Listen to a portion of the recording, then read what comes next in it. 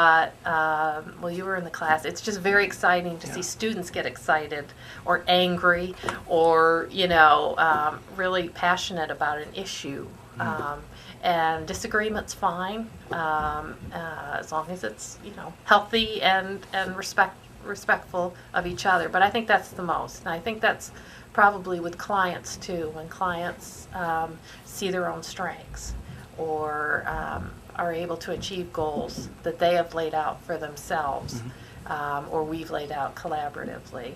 And that empowerment, I think, is just very important as a client, as a student, for faculty too, for me. Yeah, definitely.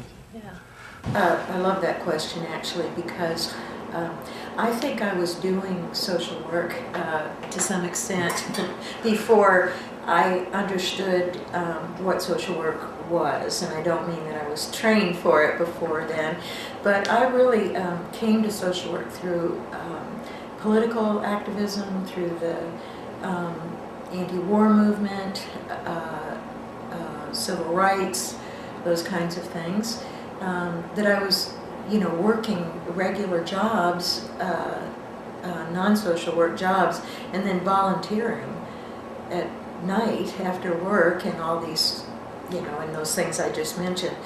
And I was actually volunteering at a rape crisis center when a social worker came to do some training with us.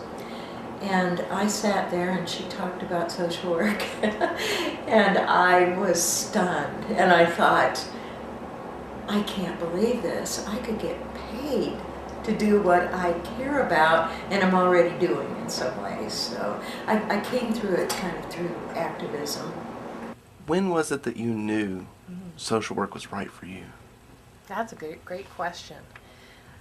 As a child, I don't think I had a word for it, but I had quite a few arguments with my father or my family about certain social issues that I felt were people were being treated unfairly. Now, my father was a state trooper, so I think in many ways, while probably the dynamics are different, his reason for doing this job was to help others. And my mother did a lot of volunteer work as well, and I saw her work with local politicians on, okay, I will vote for you if you did this for our community. And so I got to see a lot of that happening, and my aunt was very involved as well in the community. And so I watched that growing up, and I was peripherally involved. But I think it wasn't till college, when I was thinking about college, I decided that I wanted to go into social work. And my father talked me out of it.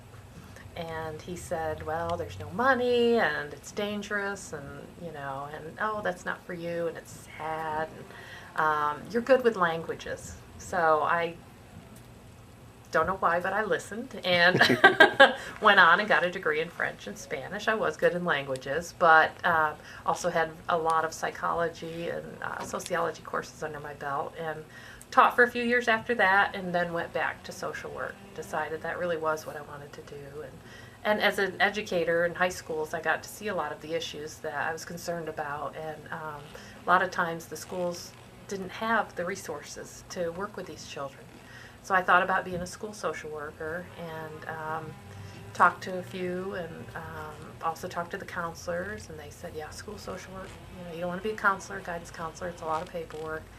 And then went and took a year to take social work undergraduate courses, and at the same time took a few graduate social work courses to make sure that's what I wanted to do, and it was. So then I applied and went to graduate school in social work, and since that I never looked back. It just is a beautiful fit, and I think sometimes you just know when it's a good fit.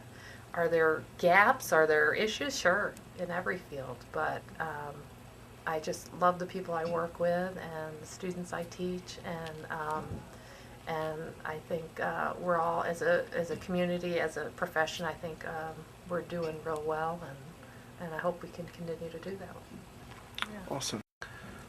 What do you think is one of the largest challenges being a social worker or the social work field itself? Resources.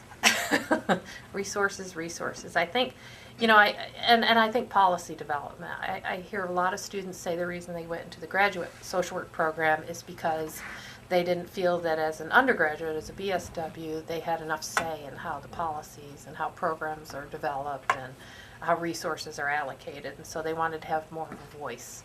And I think that's very important and valid reason to get your master's in social work. But I think given today's economic times in particular, there's a lot of problems in our economy, and more agencies are vying for the same resources. And so I think we're going to have to find a way in communities, in the states, and nationwide and globally, how to use a specific amount of resources in order to get those needs met. And I think it'll be interesting how that happens, and I hope that we as a faculty can be part of that dialogue in the communities. Here in Fayetteville, I think we've got a great relationship, mutually beneficial with community, but resources are an issue and always have been, but it's just tighter and tighter nowadays. I think also for folks wanting to go into school to be a social worker, I think a lot of people have to work in order to make ends meet. I was one of them myself. So it's hard to drop everything and go to school, as you well know. And so maybe we need to start thinking a little more creatively of how we can help students come into our programs, but also get their needs met economically. Yeah. Because scholarships are going down, and our fellowships, we're losing money due to the stock market and all that as well. So these are tough times. Yeah, definitely. Yeah. So, Talked about my father. I mean, you often hear there's no pay, it's dangerous, it's this and that. Why do you want to do that? And bleeding heart liberals and things like that. Will you get wealthy off being a social worker? No, but you can make a fine living doing so. Is it sad? Yeah, sometimes it can be sad when you're working with social issues and problems. It can be very sad. And while we have the code of ethics, there's often a lot of ethical dilemmas that come up. There's also a lot of resources. We can only give so much money for these clients versus that. But I think where we can help, part of that is that we are creative and we have those skills in order to address those issues. Is it a perfect field? No. Where there's always a perfect answer? No, not at all. But I think people that are passionate about social work in this field and passionate about helping others can then help make these lives and these communities a better place. I really do. I think I lost my train of thought. There was one insight. I think I would tell anyone interested in going into social work to really think about why they're interested in the field. Oftentimes it's based on, like I talked about when I grew up, I was aware of these issues.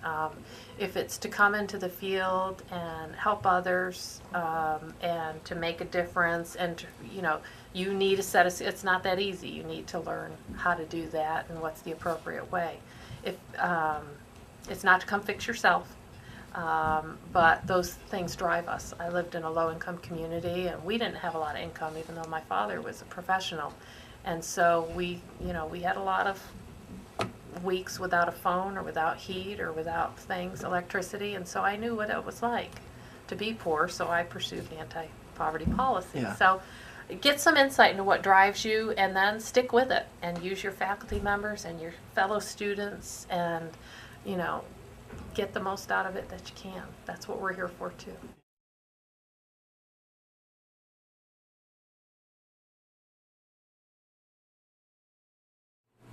definitely. Yeah.